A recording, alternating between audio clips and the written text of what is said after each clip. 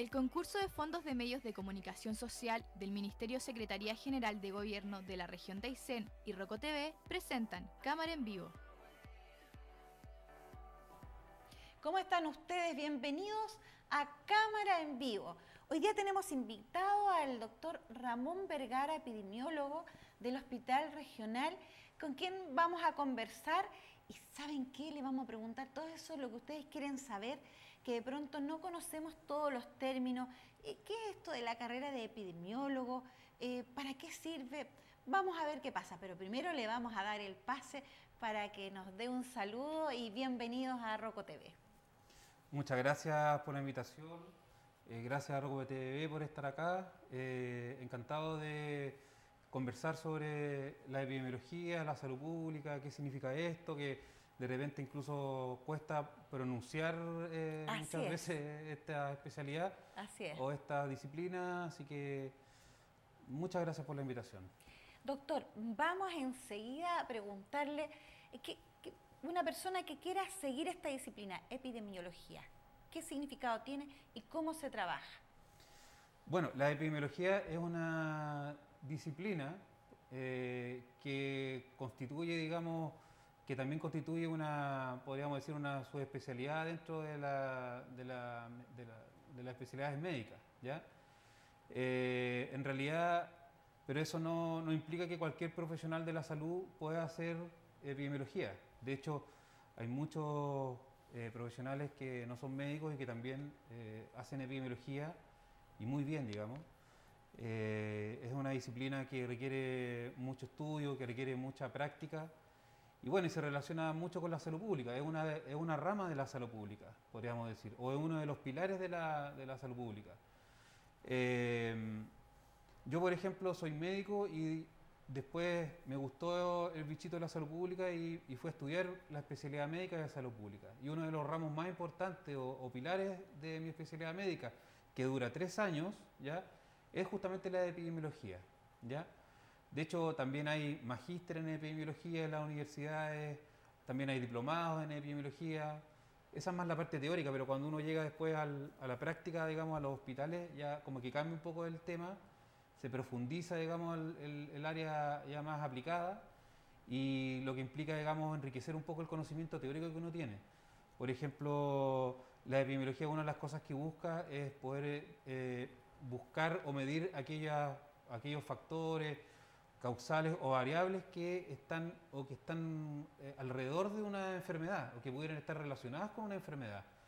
Y ojalá medirlas, ¿ya? Y medirlas en el contexto poblacional, ¿ya? No solamente medirlas en una persona, porque, ¿cierto?, cuando uno va al médico, a uno le toman la presión, le toman la temperatura, o lo pesan, o lo miden. Bueno, la epidemiología es como lo mismo, pero en vez de una persona, es toda una ciudad, por ejemplo. Sería como tomarle la presión a todos los habitantes de Coyhaique, por ejemplo, y empezar a ver cuántas personas son hipertensas de la población de Coyhaique, ¿ya? Ese sería como un estudio que podríamos decir epidemiológico, ¿ya? Lo mismo para otras características de las personas. Por ejemplo, si quisiéramos saber cuánto pesan en promedio los niños que están en primero básico en Coyhaique, podríamos pesarlos a todos los niños que están en primero básico y podríamos tener un promedio de peso de los niños en ese curso, digamos, y eso ya sería un estudio, entre comillas, epidemiológico del peso, ¿cierto?, de los niños, que hoy en día más se usa el índice de masa corporal, digamos, que es un poco más compuesto. Entonces uno va reuniendo un poco los datos y intenta también encontrar factores causales comunes para ciertas enfermedades. Por ejemplo, en el tema de voy a poner un ejemplo súper típico, digamos, en la hipertensión, ¿ya? La hipertensión tiene varias causas, ¿ya? Algunas son causas genéticas, ¿cierto?, que cuando una persona es hipertensa, es muy frecuente que los padres o que los abuelos también sean hipertensos, ¿ya? Pero también hay otros factores causales, como son los hábitos alimenticios. Por ejemplo, las personas que comen mucha sal tienen mayor frecuencia de tener hipertensión. Las personas que fuman, también hay más frecuencia de fumar, o sea, de tener hipertensión en las personas que fuman. Entonces uno empieza a medir, digamos, por decirlo así, estas características, que algunas de ellas son costumbres o malas costumbres, digamos, en las personas, y empieza a tratar de ver si se relacionan con algunas enfermedades como por ejemplo la hipertensión, en este caso. El mismo caso del coronavirus. Hemos visto de que el coronavirus igual en ciertas poblaciones, y todo esto gracias a los estudios que hacen los epidemiólogos, que hacen los infectólogos, ¿cierto? Hemos visto que en ciertos grupos poblacionales el coronavirus es más grave, por ejemplo, ¿ya? En las personas mayores, ¿cierto?, que tienen enfermedades crónicas, da cierto un tipo de infección por coronavirus más grave que puede incluso llegar a complicar al paciente y requerir ventilación mecánica o estar en la UCI, ¿ya? Pero no siempre es así. Entonces, también hay casos, digamos, en personas jóvenes que también se agravan, digamos, no teniendo factores de riesgo. Entonces, pero la mayoría, digamos, son personas que tienen alguna enfermedad previa o que están inmunodeprimidas, digamos, ¿ya? Y bueno, y todo eso es gracias a la investigación que se hace. Esta enfermedad, por ejemplo, el coronavirus, es muy nueva, por decirlo así. Solamente ya tenemos casos, ya vamos a cumplir 7 meses de esta enfermedad en el mundo. Entonces recién están apareciendo estudios epidemiológicos relevantes con un N, digamos, o un número de pacientes importante en los diversos países que nos ayude, digamos, a sacar conclusiones en relación a esta enfermedad que nos ocupa tanto, digamos, que nos ha ocupado prácticamente toda nuestra vida, a todos, digamos. Así es. Desde su respuesta, doctor, ¿cómo podríamos nosotros prevenir el coronavirus como población de la región de Aysén? Claro, las medidas preventivas en realidad del coronavirus en general se aplican a todas las personas, ¿ya? Y son las medidas preventivas que todos conocemos y que se ha visto que son las más eficaces. Por ejemplo, el tema de evitar el contacto o mantener una distancia social, ¿ya? Esa es una medida que se ha visto que ha sido súper eficaz, digamos. Que se dice que lo ideal es que sea mayor a 1,5 metros, incluso se ha llegado a 2 metros de distancia entre una persona y otra. ¿Ya? Los europeos, los alemanes en particular, esa es la recomendación que están haciendo, que lo ideal es uno no acercarse a las personas más allá de 2 metros. Por ejemplo, en el contexto de cuando uno está haciendo una fila, ¿ya? Lo ideal es tener una distancia con las otras personas. No estar al ladito. No estar al ladito pegadito, no, eso hay que evitarlo. ¿Ya? Las aglomeraciones hay que evitarlas, eso es una cosa. La otra cosa es lo que yo llevo puesto, ¿cierto? Es la mascarilla, ya también es un tema importante que, sobre todo en un contexto, ¿cierto?, de enfermedad pandémica, en que hay transmisión comunitaria, usar la mascarilla, y que es una obligación, ¿cierto?, en Coyhaique y en prácticamente en todo Chile, es algo que evita, digamos, de alguna forma la transmisibilidad, ¿ya? Y controla de alguna forma que podamos, ¿cierto?, contagiar a otras personas, ¿ya? Sobre todo en lugares cerrados y sobre todo en lugares que son más de riesgo, entre comillas, que son centros de salud, hospitales, ¿ya? Consultorios, ¿ya? Pero en general lo ideal es que en la calle la gente igual use la mascarilla, porque el mecanismo de transmisión, digamos, es fundamentalmente por microgotitas, son pequeñas gotitas que salen, ¿cierto?, de la vía aérea, de nuestra vía aérea, y pueden llegar, digamos, hasta 2 metros hasta la vía aérea de otra persona y de ahí contagiarse. Este virus, la característica que tiene es que es muy contagioso y que rápidamente se propaga, y en aquellas personas que tienen alguna propensión o están inmunodeprimidas, qué sé yo, son adultos mayores, rápidamente pueden agravarse. Entonces, esa es otra de las medidas. La otra, si uno está, ¿cierto?, con un cuadro respiratorio, está tosiendo, lo ideal es taparse con el borde interno, ¿cierto?, del codo, ¿ya? Esa otra medida. La otra medida es ya no saludarse de la mano, ¿ya?, sino que tratar de evitar, digamos, el contacto físico con la otra persona, lo cual igual implica un cambio en las conductas, ¿cierto?, tan arraigadas y tan íntimas que tenemos en general las personas, en particular los chilenos, que es abrazarse, es besarse, ¿cierto?, con nuestros seres queridos. Somos muy efusivos nosotros. Muy efusivos, y es complicado porque Claro que uno está sí. acostumbrado a saludar a los familiares, a los amigos también, de beso, de abrazo. Entonces, y sobre todo acá en la región igual compartir el mate también es un tema, digamos, que puede transmitir el COVID, el coronavirus. Entonces, bueno, esas son medidas. Ya la más extrema de las medidas es la cuarentena, ¿ya? ¿Y en qué consiste la cuarentena, doctor? En el fondo, la cuarentena es aislarse, digamos, es quedarse en una casa, ¿cierto?, de uno, o o que uno, cierto, arriendo en la que viva, y evitar, digamos, el contacto con otras personas. ¿Por cuánto tiempo?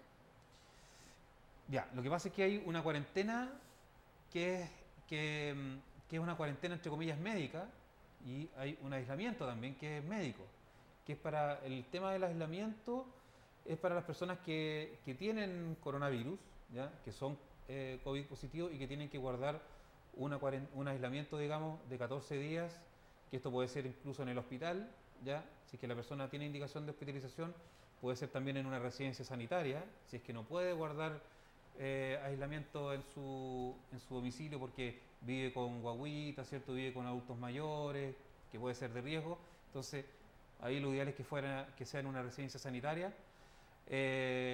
O también la cuarentena puede ser, bueno, si es que puede ser en su casa, en su pieza, digamos, idealmente con un baño para la persona. Independiente, Claro. solamente para la persona. Exacto. Ahora, en ese caso, digamos, también la cuarentena, eso es los aislamientos, esas son las personas que tienen coronavirus. Las cuarentenas pueden ser aplicadas también a las personas que se sospecha que tienen coronavirus, ¿ya? ¿Y cuando una persona es sospechosa? Una persona es un caso sospechoso, le llamamos nosotros, es aquella persona, ¿cierto?, que tiene síntomas de coronavirus, ¿ya?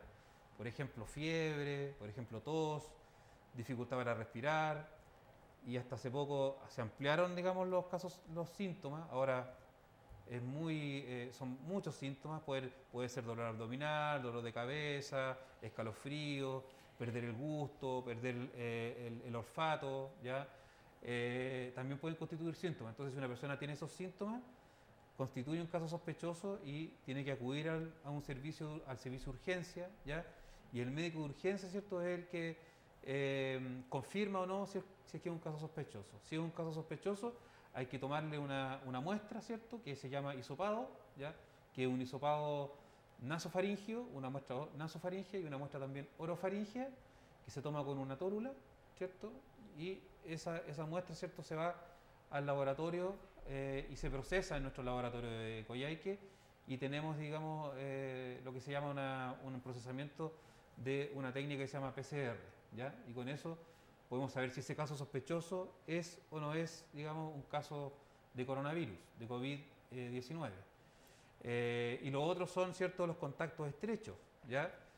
Son términos nuevos, entonces hay que tratar de acostumbrarse. Los contactos estrechos son aquellas personas que han tenido contacto con una persona que ha sido confirmada con el COVID-19, ¿ya?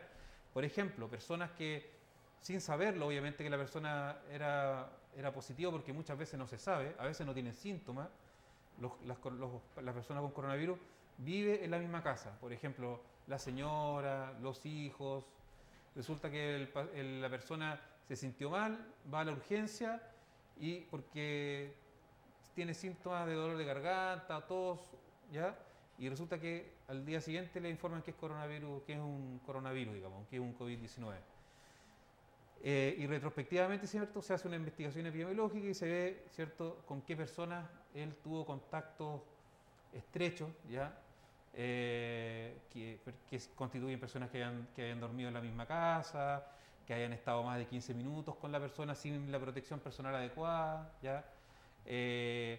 Entonces ahí se va armando como un mapa, digamos, de aquellos contactos que podrían eventualmente haber tenido un contacto estrecho que permita el contagio, ¿ya? Por ejemplo, también ocurre, digamos, estos contactos estrechos personas que trabajan, ¿ya? Entonces, las personas que trabajan en un ambiente laboral, también hay que considerar también aquellos que comparten o que han compartido cercanía física, ¿ya? Con una persona que haya salido positiva, también son contactos estrechos. La persona que comparte mate con otra persona que es confirmado, también es un contacto estrecho. Bueno, los contactos estrechos, ¿cierto?, hay que dejarlos ahí en una cuarentena, ¿ya? Que significa estar en una pieza, ¿cierto?, con un baño bien similar a las características del aislamiento, ¿ya? Y se les toma una PCR al 5.º día para ver si se pudo haber infectado, pero tiene que seguir con la cuarentena los 14 días. Correcto. ¿Ya? En esa cuarentena, doctor, ¿se toma algo, se le da alguna receta o solamente es cuarentena? ¿O tiene que estar solamente en encierro? Claro, lo que pasa es que muy buena su pregunta, porque durante la cuarentena de las personas que están, qué sé yo, ahí esperando el resultado de la PCR o que son contactos estrechos, se hace una vigilancia, ¿ya? Se llama a la persona, se le pregunta cómo se siente, si tiene alguna molestia, y si hay alguna molestia, digamos, del tipo de dolor de cabeza o dolor, ¿cierto?, de algún tipo, se hace digamos, una intervención ahí, va un médico, lo evalúa, ¿cierto?, y le deja algún tratamiento, ¿ya? Okay. Y lo mismo para las personas que son coronavirus positivos, también pasa lo mismo. Y si la persona, por ejemplo, está en una residencia sanitaria y se empieza a se empieza a agravar el cuadro, porque el 80% de los cuadros son cuadros leves, ¿ya? Que es un resfrío común. Y el otro resto de porcentaje ya son cuadros más graves. Y puede pasar que algunos de estos cuadros leves pasen a mayor gravedad. Entonces, esos cuadros que pueden eventualmente ser un poco más graves, se evalúa también y se ve, ¿cierto?, con una evaluación médica si requiere o no la hospitalización para ir escalando en la complejidad de los exámenes también, ¿ya? Vamos a ponernos en el lugar de usted, quizá en la casa entendió todo, pero yo quiero hacer la pregunta porque la otra vez me decían, ¿qué pasa con los resfríos? Sabemos que los resfríos son COVID, ¿no es cierto?, que tienen diferentes apellidos, por decirlo así.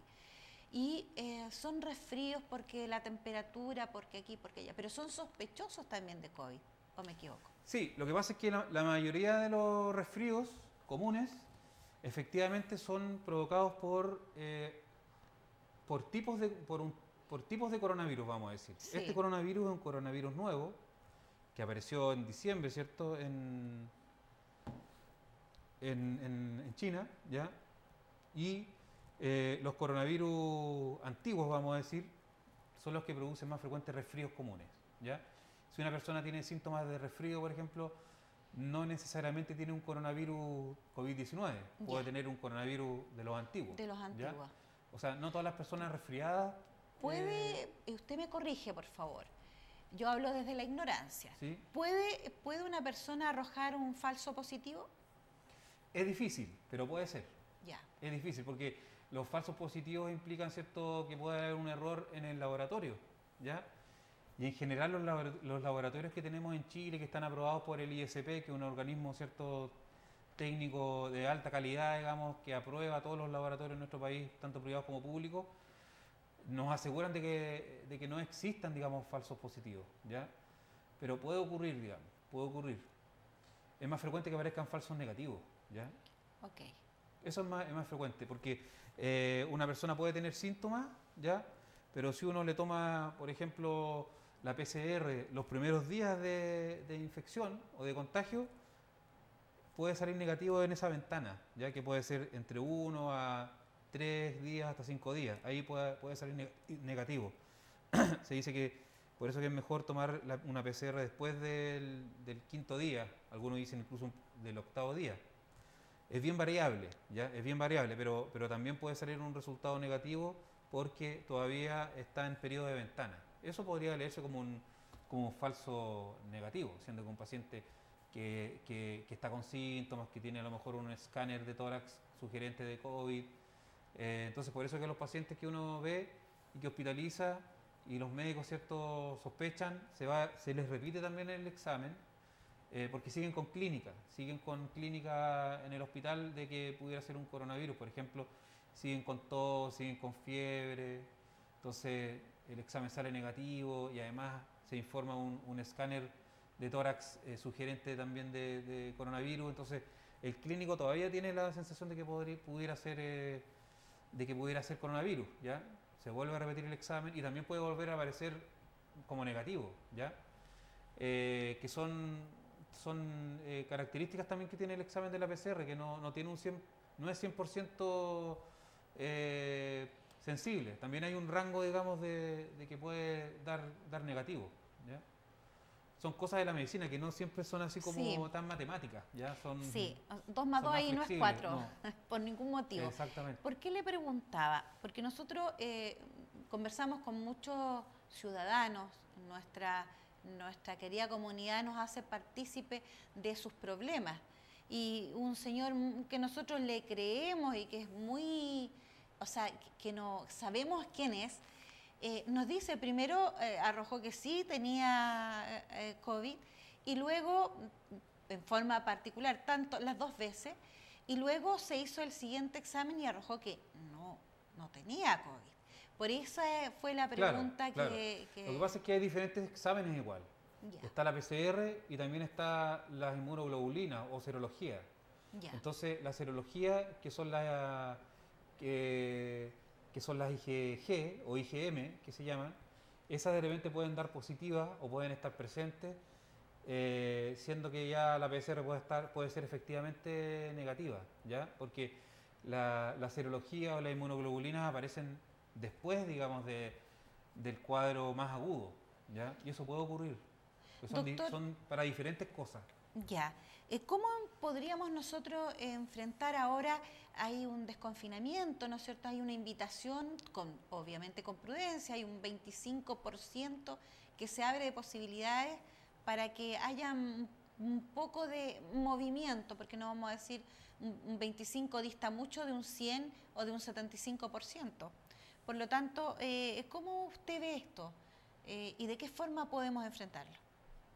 Bueno, yo creo que hay que continuar con las medidas que se recomiendan de parte del Ministerio de Salud, ¿cierto? El uso de la mascarilla, el distanciamiento social. Ya, por ejemplo, yo sé de que, porque he ido a algunos restaurantes, pero a pedir este tema del delivery. Entonces voy y resulta que ya están como preparando un poco el tema de las mesitas, están como bien separadas. Entonces, y he sabido de que les piden hartos requisitos, tienen que cumplir unos protocolos más o menos bien estrictos. Y algunos no pueden porque parece que es caro poder acomodar, digamos, el restaurante para eso. Sin duda. Entonces, yo creo que hay que tratar de seguir con el tema del distanciamiento social, el uso de la mascarilla, no bajar la guardia, ¿ya? ¿Por ningún motivo? No, por ningún motivo, porque este virus, bueno, afortunadamente en la región, ¿cierto? Debido a las características de aislamiento que tenemos acá en la región de Aysén, hemos tenido ciertos, podríamos decir, como ciclos, como oleadas, digamos, de pacientes con coronavirus. No hemos tenido, digamos, como ocurre en otras regiones, Santiago, qué sé yo, en que hay, ¿cierto?, una subida, hay después una bajada. Aquí como que ha sido bien cíclico el tema. Y han sido personas que vienen de otras regiones por diversos motivos, ya por motivos familiares, por motivos de salud. Entonces, yo creo que gracias a las medidas que se han tomado a nivel regional, ¿cierto?, al control, ¿cierto?, aduanero, al control que hay en el aeropuerto, y a las medidas que ahora se implementaron también seguramente van a ayudar, como el cordón sanitario, por ejemplo, ¿ya? Yo creo que es algo correcto, ¿ya? Pero yo creo que lo ideal es no bajar la guardia, ¿ya? Porque el virus, acá en la región en general, los virus acá se comportan de forma distinta también al resto del país. Aquí aparecen los virus que habitualmente aparecen en invierno en el resto del país, en mayo, junio. Aquí pueden aparecer hasta en noviembre, por ejemplo, el virus respiratorio sincicial, la influenza, aparecen muy tarde. Entonces, como este virus es muy nuevo, nosotros tampoco sabemos, a lo mejor, capaz que ocurra lo mismo con el coronavirus, que aparezca después. Eso todavía no lo sabemos. Ahora, hay que mencionar también que hoy día, ¿cierto?, el coronavirus en Chile ocupa prácticamente todo el espectro, el nicho ecológico de los virus que habitualmente aparecen. Por ejemplo, hay muy pocos de las otras especies de virus. Hay como en el país hay como 2 pacientes que han tenido influenza, hay como 4 que han tenido adenovirus, hay como 4 que han tenido virus sincicial respiratorio, por ejemplo, ¿ya?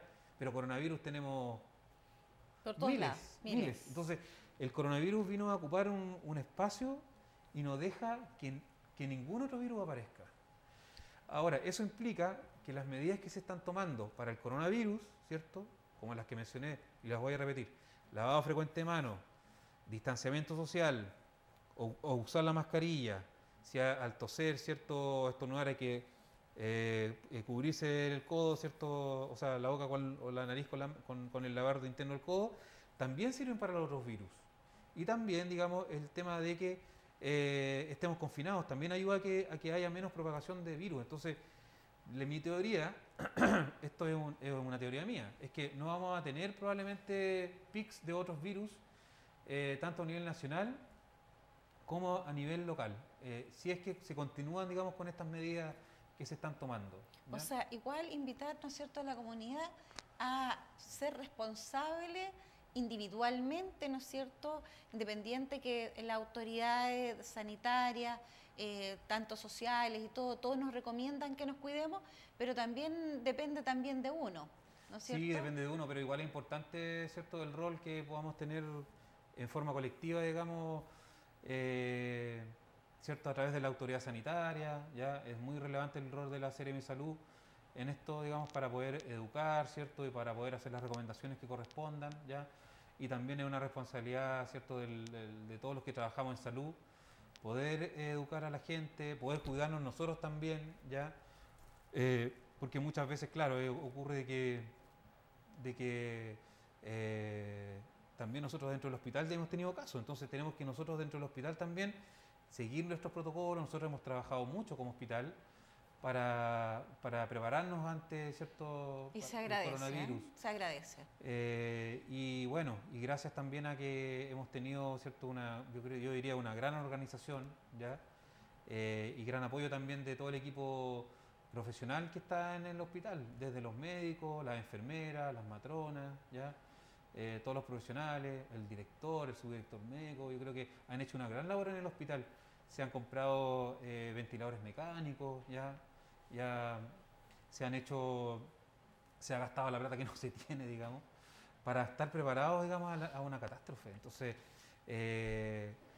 gracias a las medidas, digamos, que se han tomado, que no hemos tenido mayores casos, y que, bueno, a veces aparece, ¿cierto?, un caso, aparece otro caso, y ese caso ha traído otros casos más, pero hasta ahí no más llega. No sé si Claro. se han dado cuenta. Eso igual tiene que ver con que se han tomado las medidas adecuadas de confinamiento también en esas personas. Y eso lo hace la autoridad sanitaria. Y Sí. también en el hospital, bueno, ahí en el Bueno, hospital también doctor, hacemos eso. nosotros queremos agradecerle porque en su persona y cada vez que ha venido una persona del servicio de salud, del rango que sea, le damos las gracias porque ustedes son la primera línea y la última cuando nosotros tenemos que ir y tratar de estar en buena salud, ¿no es cierto? Por lo tanto, agradecer su trabajo, el trabajo de sus equipos, de todos, desde el auxiliar que recibe, ¿no es cierto?, y que es muy celoso de que todo el mundo se ponga la mascarilla cuando entra al hospital, hasta cuando uno sale. Muchas gracias, estaremos invitándolos. ¿Algo más que agregar que ya nos encontraste? No, solamente invitar a las personas, como ya dije, digamos, a seguir las indicaciones del Ministerio de Salud, a seguir las indicaciones de la Seremi de Salud, cuidarse, digamos, usar la mascarilla cuando esté, ¿cierto?, en lugares concurridos, evitar las aglomeraciones, ¿ya? El distanciamiento social es muy importante. Yo creo que este virus, digamos, nosotros lo podemos controlar acá en la región y nos podemos cuidar si es que todos en forma colectiva, digamos, más que individual, seguimos las indicaciones y somos obedientes con las cosas que hay que hacer. Así que ese es el llamado a seguir las indicaciones y cuando tengan alguna consulta, digamos, en relación a esto, bueno, hay digamos, los canales para poder responder. Por ejemplo, acá los medios de comunicación es muy importante el rol que tienen, y por eso que yo agradezco esta oportunidad aquí en Roco TV. Muchas gracias a usted. Y ustedes ya escucharon, ¿no es cierto?, al profesional de la salud, el epidemiólogo del Hospital Regional de Aysén, quien nos ha dado una serie de recomendaciones. No se vaya porque tenemos más programación. Muchas gracias. El concurso Fondo de Medios de Comunicación Social del Ministerio Secretaría General del Gobierno de la Región de Aysén y Roco TV presentaron Cámara en Vivo.